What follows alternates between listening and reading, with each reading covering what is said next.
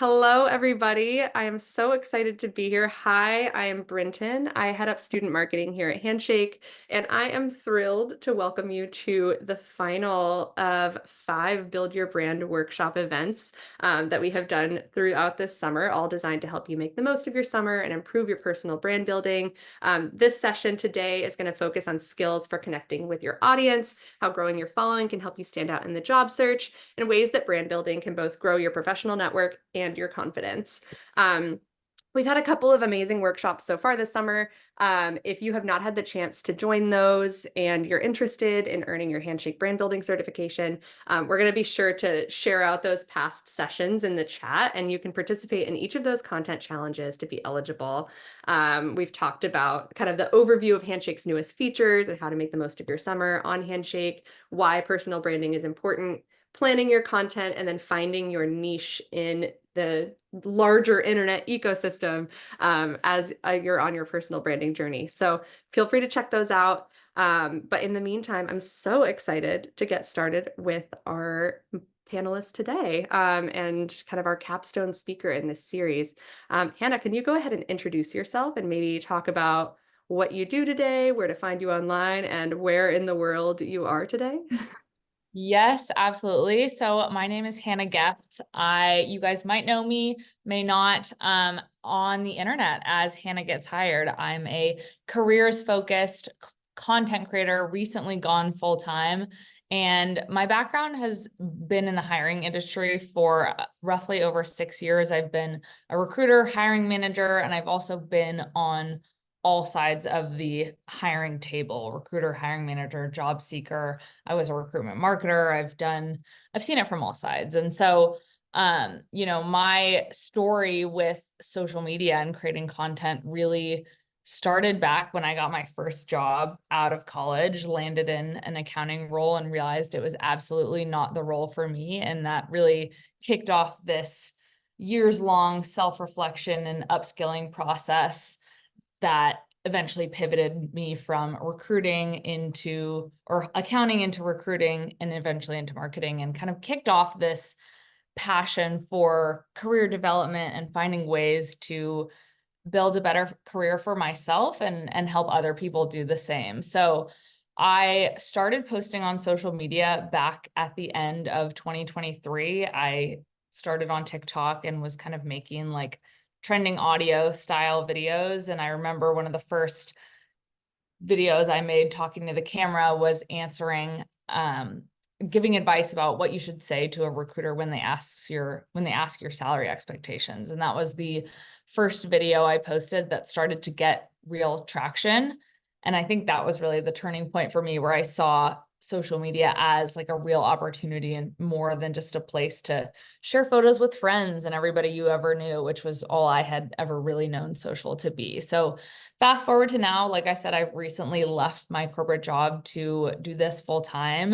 And I'm also spending about 6 months traveling Southeast Asia. So I'm calling in from Chiang Mai, Thailand. It's 11 p.m. at night, and I am just jazzed to be here. So if you had asked me a year ago if this is what my life would look like now, I would have called you crazy, but all of it has been from this journey of posting on social media. So I'm excited to chat about it. Yes, awesome. And thank you again for staying up late to meet with those of us here stateside. So excited to talk a little bit more with you about kind of your experience and your expertise here. I know we're going to spend the majority of our time today talking about growing your audience, but I'd first love to kind of level set and chat about your own experience. So if you were to define personal brand, how would you define it? And then how has personal branding helped you professionally? I know you touched on it a little bit in your intro. Yes, yes. So I think one thing that I like to remind people is that everybody has a personal brand, whether or not you realize it or are aware of it. And your personal brand obviously includes your social media, it includes your LinkedIn, but it's more than that. It's your resume, it's the way that you talk about your work and your achievements. It's the relationships you have in your professional network. It's maybe your academic network, the way your professors think of you, the communities you're a part of, like the volunteer experience you do. It's all these components that make up like your professional reputation. And personal branding is really just intentionally sharing information and sharing stories so that you can harness that image to tell the story you want to tell, to open up doors to the opportunities you want access to. So I think that is like, can kind of help people get over the hump. But personal branding can sound so ambiguous and sound like this high effort thing. And it's really just about kind of curating what we're putting online and out into the world about ourselves. So my personal branding efforts, I think back to the starting point as when I decided I wanted to try and pivot my career. My first pivot was made a little bit haphazardly. I got a job in recruiting through somebody in my network. And it really wasn't until my second pivot from recruiting into marketing that I started to make an intentional effort into the way I branded myself for those opportunities. So I really kind of did that in two parts.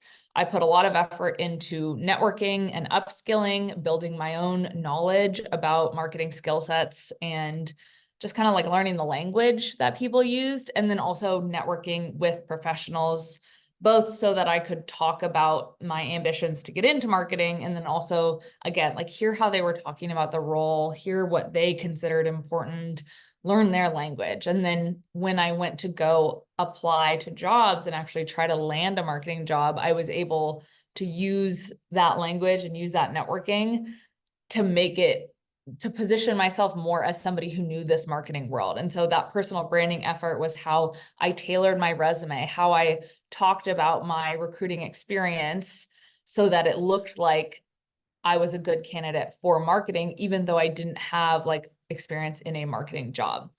And I definitively believe that I would not have been able to pivot without this. Like it was those through lines that I think set me up for that, being able to make that move.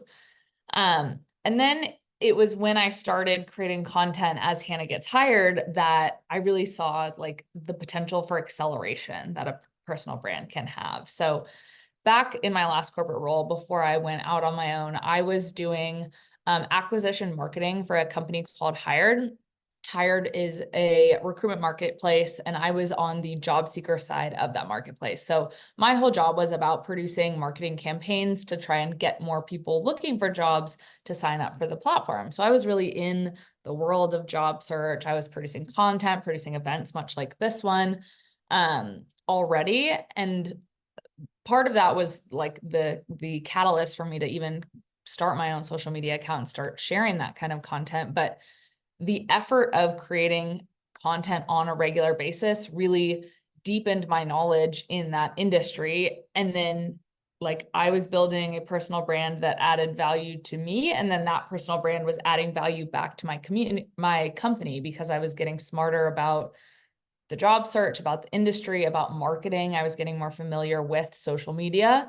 And it was also starting to signal to other people at my company that I had this expertise, and I was investing time outside of my full-time role into getting better at my craft and building relationships with other people in the industry.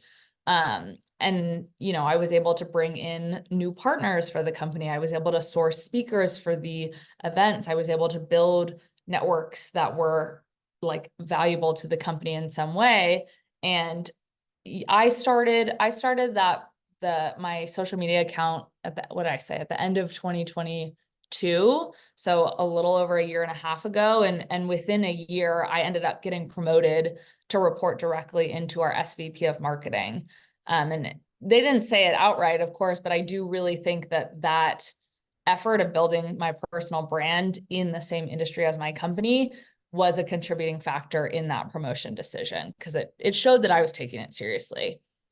And then, of course, like tons of benefits outside my role. I've been able to partner with amazing brands that allow me to produce content for free. And, you know, Handshake is a great example of that. I get to do speaking events like this one, podcasts. I've met some amazing people that are also like thought leaders in this space.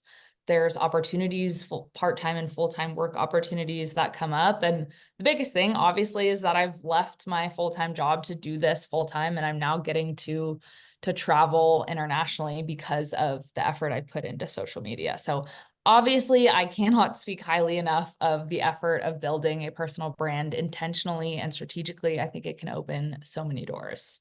Yeah, and such growth in such a short period of time too, I think is really incredible to see and such a testament to the work that you've put in on your personal branding journey. Okay, I think it's really important to kind of start off before we talk about like growing your audience and kind of connecting with your followers, like talking about growing your personal brand online and the why behind it. Why do you think growth is important when it comes to personal branding? I mean, can you talk about just growth in general as kind of a piece of your personal branding journey? Yes. And I think there's kind of a caveat to this question. And I wanted to step back. And I think for anybody interested in personal branding, thinking about starting it, it's important to have at least some idea of the goal behind it, because the goal is really going to influence the approach.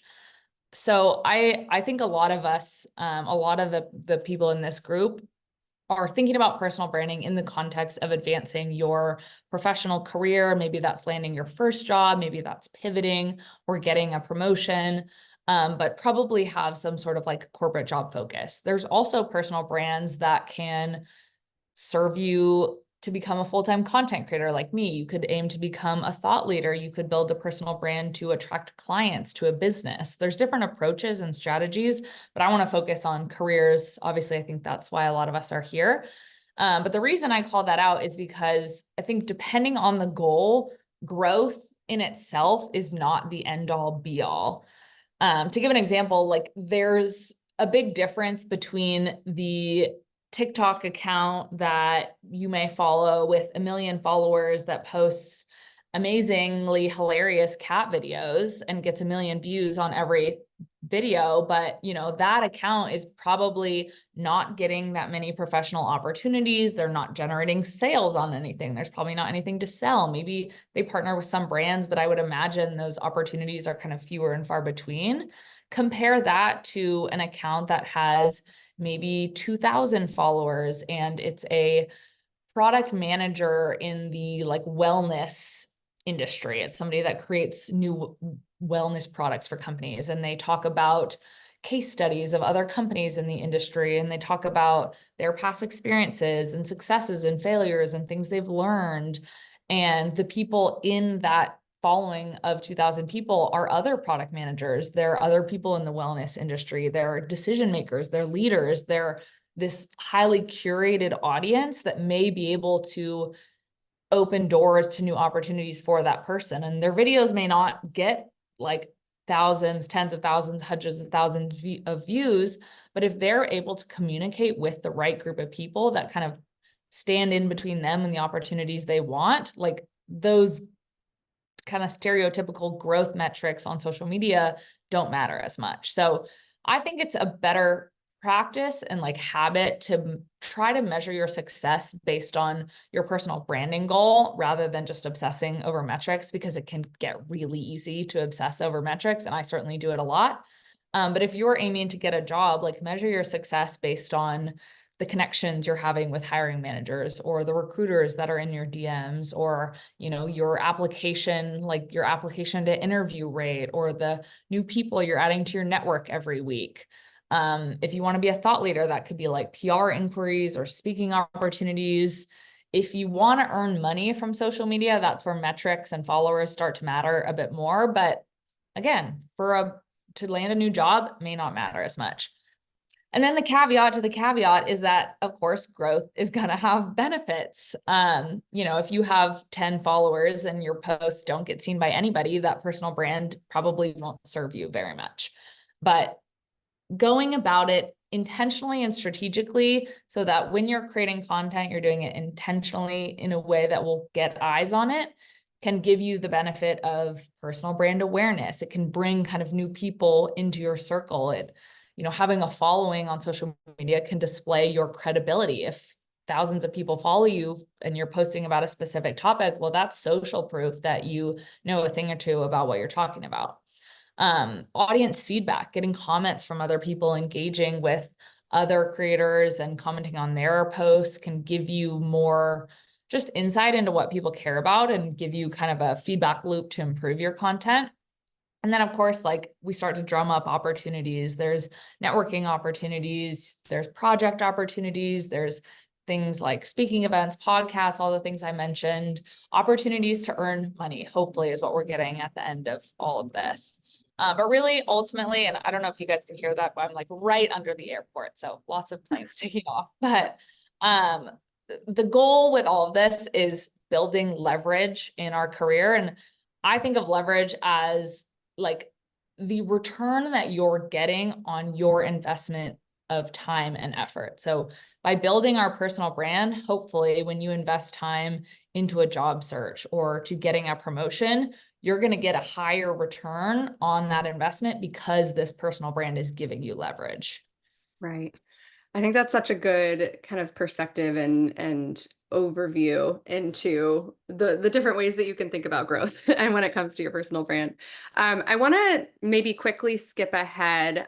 If we can touch super quickly, I'm going to anticipate a question from the audience. Do you think Yeah. it's better to focus on growth on one platform or diversify your personal branding touch points? Maybe if you could uh, give a quick TLDR of your response. Yes. Yeah, so I think the short answer is that it's not a requirement. And there are a couple things I would consider. Like it can be good, not a requirement, things to consider when making that decision. But of course, goes back to your goals. Like think about where you need to be visible in order to get access to the opportunities you want.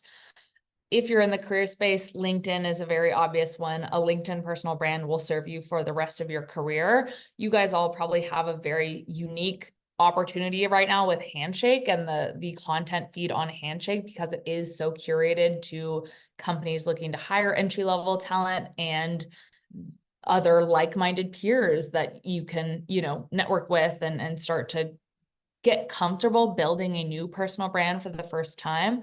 But if there are other platforms or communities that you might want to get involved in, you can also just find out which ones are relevant by networking with people who are in jobs you're most interested in. Maybe there are specific job boards that you should be on or network industry events you should go to.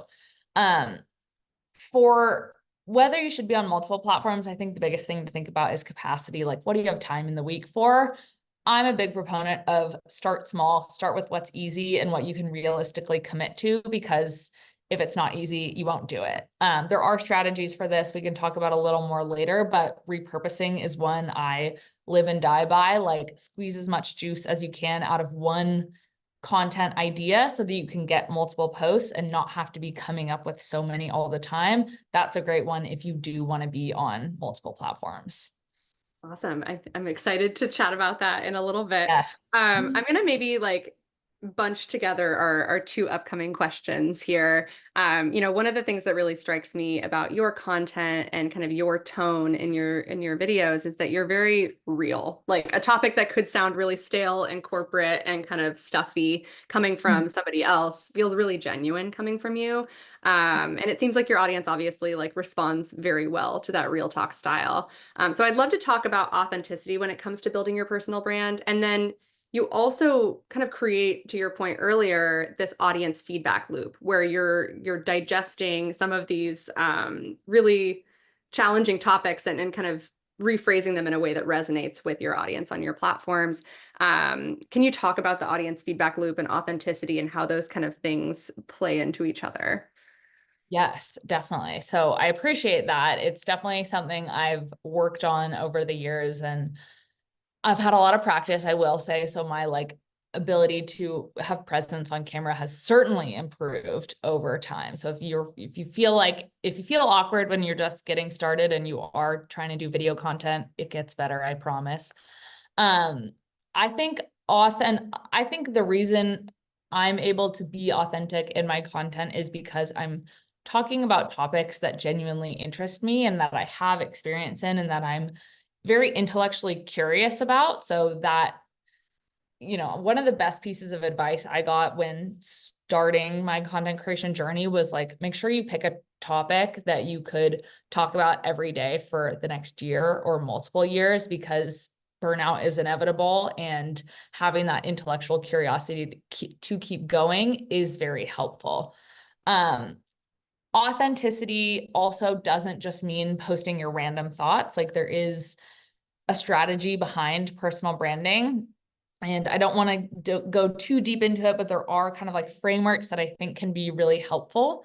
The first is choosing what are called content pillars. I know we've got marketers in this group. Maybe you're familiar with content pillars, but I think of these as like the standalone topics that you could talk about that are related to whatever that opportunity you're trying to achieve is. So these are kind of like the guardrails that keep your content focused and in line.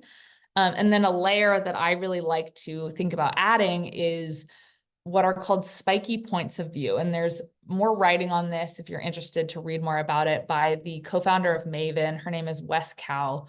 But your spiky points of view are kind of like the hills you would die on, the perspectives that you have related to those content pillar topics. So you're not just, educating about marketing strategy, but you have a perspective that maybe somebody could disagree with. It doesn't have to be polarizing, of course, but it's like your take. And then the last kind of piece of this strategy pie is thinking about your personal monopoly. So it's kind of like what makes you you and what makes your perspective unique to you in particular. Personal monopoly is a combination of your skills, interests, or could also be curiosities if you're not quite sure yet, and then your personality, like letting your voice shine through. So I think those three pieces of strategy, doing some like journaling or writing about those can help you start to discover what actually does feel authentic to you, but then is also aligned with this professional goal that you have. Um, and then thinking about audience feedback loop. So going back to the goal of personal branding, we're trying to reach a particular audience that basically stands in the way of us and the professional goal that we have by putting this content out there and showing our work. We're aiming to influence other people. And so it's really important to know who those people are and what those people care about. And so that's where that audience feedback loop becomes super important. If you're personal branding to hopefully land a job or enter a new industry, then your target audience, as I refer it to, and often it will be called in marketing, is or will be the decision makers in those hiring decisions. Maybe those are recruiters, maybe those are hiring managers. They could be leaders, they could be like startup founders, but it's ultimately the people that are choosing who they want to hire. And so the thing for you to think about and to reflect on is what do they need to know in order to make those hiring decisions? And lucky for us, every time a company wants to make a hire, they put out a beautiful little one pager about exactly what it is they're looking for to hire. So job descriptions can be a great place to start to understand what that is, to give you some ideas about what expert or experience of yours you might want to kind of show your work around.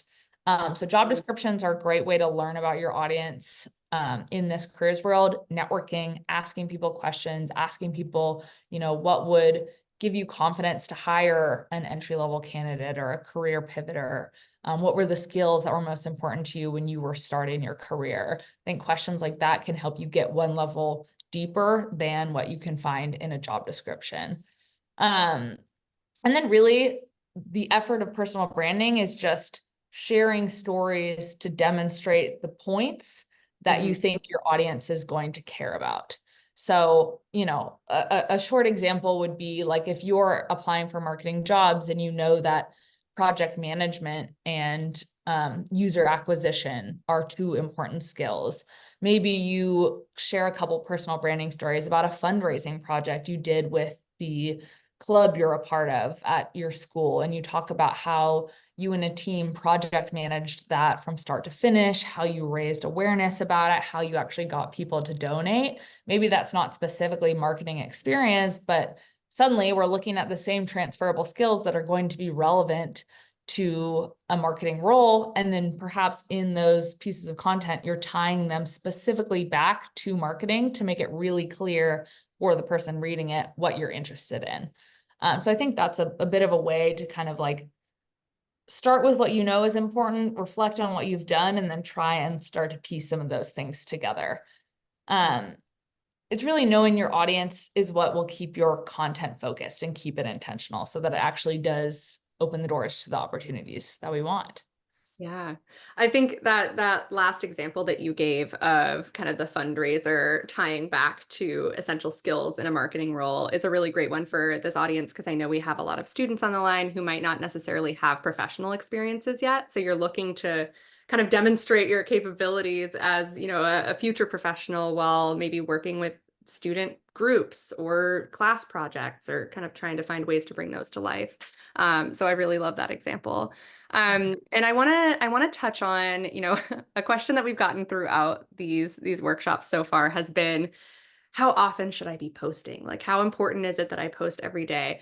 So for you, once you've begun to understand really where you can provide value to your growing audience, whether that is employers or whether it's a different audience based on kind of your personal branding goals, how important is post frequency? And do you have any rules of thumb or tools or resources that you'd recommend for people who want to post consistently? Yes. So always love a good caveat when I think about any of these answers. The caveat I'll add is that consistency is not the same as frequency. Consistency is super important. If you post twice a year and that's it, like that's not going to do that much for you. But there isn't a perfect answer for frequency. And I was recently reading about a study done on YouTube creators where they didn't actually correlate post frequency with success of like a platform. I posted nearly every day when I started on TikTok. I kind of wanted to throw spaghetti at the wall and start to pay attention to what stuck. I also know some creators that put out really high quality, highly edited content that definitely takes a longer amount of time to produce, post a lot less, and their content performs just as well, honestly, if not better. So no perfect rule. There's definitely more opportunities for growth with every post and more opportunities to get seen and get traction. And I think especially when you're early on, that can be important. And it also, the algorithms definitely reward consistency as well. So I recently took like a month off from posting on LinkedIn and I definitely saw a drop in my average views. I had really been on a good like streak of momentum and I'm having to kind of build it back up now that I took that time off. Um, I think there are a couple strategies and resources that come to mind to stay consistent. I would definitely encourage everybody to pick a month in sometime in the near future when you're kind of ready to kickstart your personal brand. It doesn't have to be a calendar month, but pick like a 30-day span of time that you can commit to writing for 30 minutes every day. Doesn't need to be anything you publish, doesn't need to be like of a specific topic. It could literally be sitting down in the morning and writing until thoughts start to come to you. But even just to kind of use some of those opportunities to start reflecting on your content pillars, your spiky points of view, your personal monopoly, the opportunities you're interested in, the goals that you might have, and to practice telling some of your own stories just to build that writing habit that can like pay dividends in this whole personal branding journey. Because really, no matter where you're showing up, it's going to come down to being able to write and tell stories. So try out that writing challenge. I think it can really be an awesome way to get started. Setting up systems from the start, like even using a Notion dashboard. Notion has content calendar templates, pretty simple ones, nothing complex, but that can just give you a place to organize ideas so that if you're out and you have an idea, you can drop it in there and come back to it really easily. Otherwise, it's easy to forget and miss out on ideas, and then it just makes it all harder. And then I promise talking about repurposing again. I think this is definitely a good one, even if you're only on one platform, but the idea is that like, how can you take one idea and turn it into three? So every time you come up with like a new concept, try and think of three different ways to basically deliver that concept. Maybe one is your reflections on it. Maybe one is talking about like the execution plan that you did to get from point A to point B. Maybe one is about like the learnings or the failures, or if you were to do it again, how would you do it differently? And then you can also repurpose ideas after, like something I do quite often is repurpose old videos. So I'll repost videos that I haven't shared in like 3 to 6 months so that, people, a small portion of the people that follow me saw them the first time. Let's give them another chance to be seen. I know a lot of people do that, and that can be a really useful way to make it easy.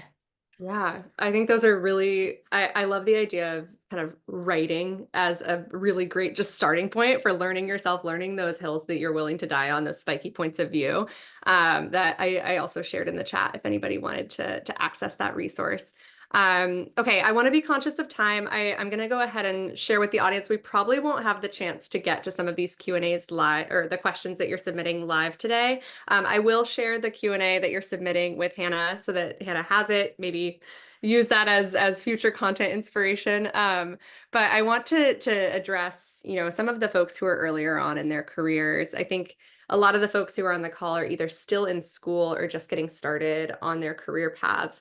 Do you have any personal branding tips specifically for people who might be finding their footing professionally or deciding what they want to do after graduation? And then I'll also kind of reference back. I know earlier you talked a little bit about the opportunity that exists with Handshake. So maybe if you could just talk about that a little bit as well.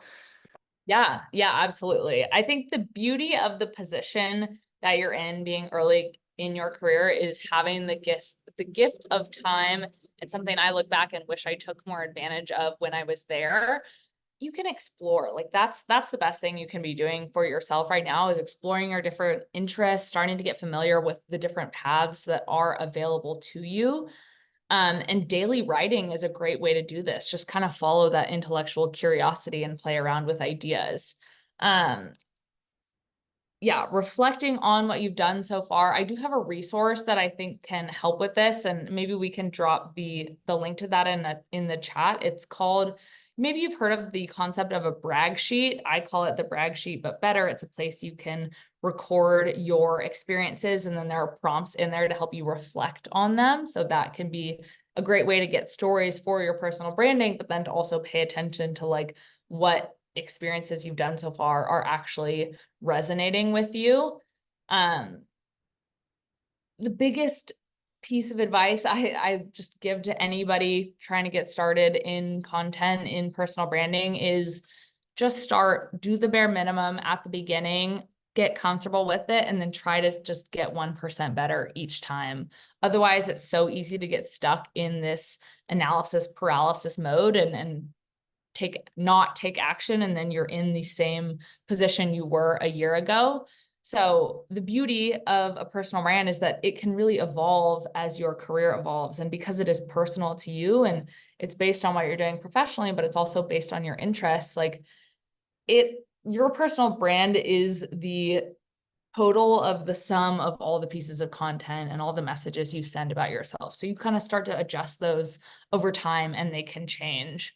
And yeah, like I mentioned with Handshake, like such a unique opportunity. I wish I wasn't really aware of personal branding when I graduated college, and Handshake, I don't think it had these features at the time, certainly not. But because it is so curated, it's a great networking opportunity. It's a great learning opportunity to see what other students are talking about and to start to kind of get some ideas for how you can talk about your own experience. And because it is so curated to hiring managers that are specifically looking for entry-level talent and other entry-level peers, like it's such a good place to start your personal brand, because you can kind of do it in this safe space where other people have similar goals, and it can be really challenging to break through the noise of bigger platforms like LinkedIn or TikTok or Instagram. So fewer users over there, your content can stand out more like easily. It can connect you with the right people a lot more easily. Definitely think that's an awesome avenue for early career talent. Amazing. Thank you so much for talking through that. I think, yeah, I think one of our previous speakers talked about for folks who are, getting in their own heads and getting in their own way about posting, perfection can be the enemy of the great. And you touched on that as well. And I think it's really inspiring to just like get out there and start posting. And so that's really fantastic. We'll get into the Handshake content challenge before we wrap today, but I want to wrap up this portion of the workshop with some of your most essential tips. Are there any lessons that you have learned as a creator that you wish you had known earlier, or any must-know personal brand building advice that you'd give to our audience today? I think I think I kind of want to end with like the main takeaways, the things that I think are the most important, all of this I wish I had known earlier. I didn't know literally anything about this when I started. But I think the most important things to remember to get started are just number one, knowing your audience. Like understanding your audience will help ensure your personal brand is effective so that you can get access and have doors open to the goals that you want. Number two is that strategies like content pillars, spiky points of view, they're intended to be tools to make content creation easier, but also should not be things that overwhelm you and don't need to be hard and fast rules. So let them guide, but don't let them take over. Number three, personal branding is more than what you post. It's your relationships. It's the projects you do at work. It's how you advocate for yourself. It's your elevator pitch. It's the spaces you show up in. So as you start to uncover your personal brand through writing, you can also kind of let that trickle out into the way you talk about yourself with the rest of the world. And then lastly, it's about building leverage. And in every transaction and every hiring decisions, there are two parties that have kind of power and have their own goals, and personal branding can help us gain more power in each of those dynamics. So it's such a great way to invest in yourself. And I think it's so amazing that you all are thinking about it at this stage of your career, because it's only going to set you up for success as you go. That's awesome. And we might actually have a minute or two to get to a couple of Do audience it. questions. Do you want to try and fit some in? Yeah, and Um, I'm fine to go longer too, if I don't know if everybody else has the time, but I'm fine to take a few. a personal branding party till midnight your time. I'm I don't here. want to I keep you love up this to too me. late. Amazing. So we have a couple of questions here. One from Jasmine is, if someone was hoping to create a creative personal brand, so you talked a little bit about marketing, a little bit about kind of broader professional positioning.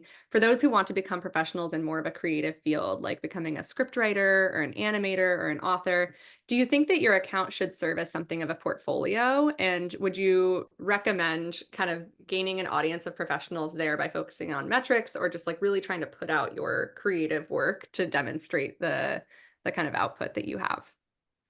That's a great question. I think that it's definitely is a great opportunity to treat it somewhat like a portfolio. I mean, I often think of like personal branding generally as your public resume, and so many of these social media platforms are optimized for like creative formats. So without too clearly knowing exactly what the creative format is, I think there's perhaps a balance. There's the content that's more tailored to getting that reach and a little bit more optimized for the algorithm. And, we can start getting into marketing funnels, and you've got your top of funnel content that's meant to bring people to your page. And then there's maybe the content that is more specific. It's more meant to highlight your craft and what you know quite well how to do, but it isn't going to be the thing that gets multiple thousands, tens of thousands of views and brings those new people in. So I think there can be a balance in there. But ultimately, it really is a chance to,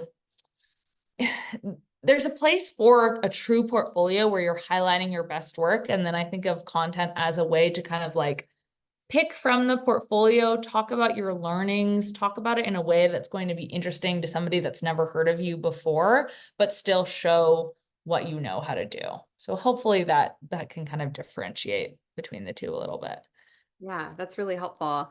Okay, I have one from Andre that is, when you're kind of in a professional personal branding mode, how important is it to engage with profiles other than your own, like leaving content or sorry, comments or sharing the work from other profiles? Is there a strategy to that? And would you consider that networking, or what would your thoughts be on kind of Ah, that area? totally. I even consider that personal branding. Like I think there's personal branding efforts to be made where you could just do that and not even post content. Definitely recommend posting content, but like even the communities you're in and who you're engaging with, that's personal branding. Great way to build your network, great way to get eyes on your profile. If you are commenting on all the posts of other thought leaders in your industry and you're engaging with people in the comments, like you'll start to become recognized as a familiar name if people are seeing you over and over again. So definitely, especially on LinkedIn, or even Instagram, like carve out time in your day. It's something I'm always trying to remind myself to do, to have that engagement with other people in your space. Because then if you go to send somebody a message and see if they'll get on like an informational interview call with you, if you are a more recognized name, then they may be more willing to take that call. Awesome. I want to move us on. I feel like there are so many questions I would love to get into, but we do have kind of a time-bound moment here. So I am going to move into the content call to action that's going to wrap up our workshop series here. Thank you everybody who's attended and who's been participating in those content challenges. And for all the questions today, again, we'll share those after the fact, but we end all of these workshops with a content challenge, which is a video that we want you to post on the Handshake feed to help you on your personal branding journey. And today's content challenge actually ties into some of the awesome tips that Hannah shared today. A big part of authentically connecting with your community is having that point of view on what you do. Oh, I guess I should actually share the content challenge, shouldn't I? So that you all can see what I'm talking about. But I think it's really important to make space to hear directly from your audience as well. So for our final content challenge, we want you to post a video on Handshake about a hill that you're willing to die on when it comes to your area of interest, kind of those spiky points of view that Hannah talked about a little bit earlier. Whether your area of interest is your future career path or your major, your school, or another topic that's of interest to you right now. And we also invite you to kind of create those audience feedback loops and create a conversation with your video by ending it with a question that encourages comments and discussion. So this will help you learn more about your community. Some examples that I would think are like, Python is my favorite coding language because of this reason, and this reason. Do you agree? I'm not a Python coder. That's just an example that I have top of mind.